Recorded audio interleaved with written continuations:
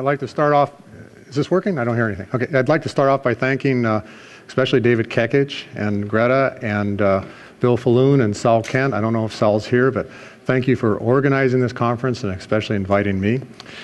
And I'd like to also, before I start my talk, congratulate Elizabeth Blackburn, Carol Greider, and Jack Sosak, who just a few weeks ago won the Nobel Prize in medicine for doing the pioneering work that led to the research that I'm now doing. So congratulations to them. So Greta already introduced me a little bit, but let me say I'm president and CEO of Sierra Sciences, a company that's focused totally on trying to extend telomeres to control the aging process. I've been in biotech for 28 years, working in biotech companies. Most of that time has been in cancer research. I've only gotten into aging research in the last 15 years. But part of that 28 years was at Geron Corporation, where I worked with a team of scientists to discover human telomerase. And we also did experiments to show that you can use it to both cure cancer and cure aging, possibly. Me and 3 other scientists at Geron Corporation were awarded second place for National Inventor of the Year for discovering the very first component of telomerase and demonstrating that the antisense could kill cancers.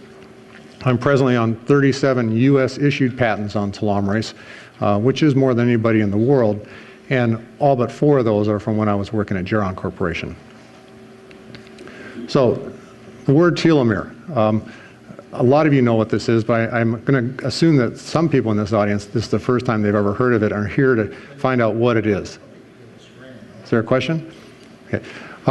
So in order to explain what a telomere is, I'd like to first zoom in on a human being.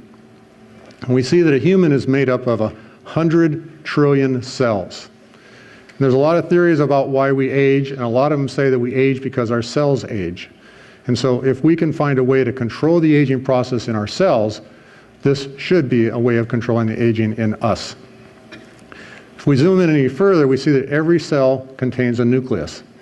And inside that nucleus are the chromosomes, and those are where all the genes are that give us our blue hair, blonde hair, blue eyes, make some of us short, make some of us smart. And if we zoom in further, I want to focus specifically on a chromosome. And a chromosome is made up of 2 arms, at least a metaphase chromosome is made up of 2 arms, and it contains a single molecule, each arm contains a single molecule of DNA. And DNA is essentially a string of beads on a string of beads that's made up of units called bases, and a typical DNA molecule is about 100 million bases long. And so it is found coiled up like a slinky, extending from one end of the chromosome all the way to the other end of the chromosome. All right, so the key of what I'm talking about today is what's at the very tips of these chromosomes, and that's what we call the telomere. Telomere, if we zoom in now and unravel the very tips of that slinky at the very tips of the chromosome, we see that a telomere is about 15,000 bases long. Remember, the whole chromosome is about 100 million bases long. Telomere is only about 15,000 bases long. At least it is when we're first conceived. Now, after we're conceived and our cells start to divide, our telomeres start to shorten. And as a result, when we become a newborn baby, we find that our telomeres have already shortened 5,000 bases. It started at 15,000 bases, now it's dropped to 10,000 bases. As we continue to grow further and develop into an adult, our telomere, we have more cell division, and our telomeres shorten even further. And when the telomeres get down to about 5,000 bases, we essentially die of old age. So let me go over that again. We're conceived at 15,000 bases, we are born at 10,000 bases, and we die of old age at 5,000 bases. And there's absolutely nothing we can do about this right now. No matter how well you eat, no matter how much you exercise, no matter how much you do everything your doctor tells you to do, you can't stop this telomere shortening.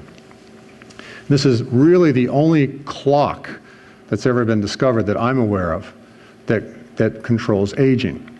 And there's a theoretical maximum that exists where a lot of people have done research showing that we have a theoretical maximum of about 125 years.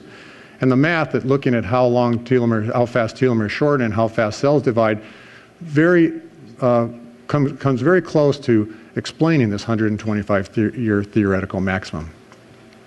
So the key is, this is one of the reasons why we age. And this is what Sierra Science is trying to find a way to control. So when our cells divide, our telomeres get shorter by a very specific increment each time. This graph here shows, oops, wrong button. This graph here shows population doubling level. So essentially the x-axis here is just the number of times cells divide in a petri dish. When we take like human fibroblast cells and grow them in a petri dish, this is the kind of experiment we do for population doubling levels. And the y-axis here is just showing the length of the telomeres. So at the beginning the telomeres are long, but in a very linear fashion with cell division, the telomeres get shorter. So this is a fairly accurate clock. You can take the length of a telomere and you can tell approximately how many cell divisions have occurred.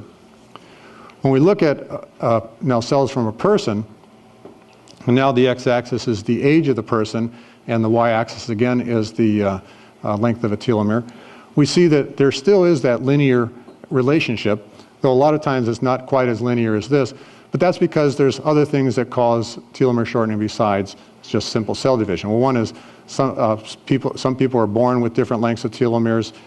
Cells will divide at different rates in different people. And then there's other things besides cell division, which I'll talk about a little later, that cause telomere shortening besides cell division.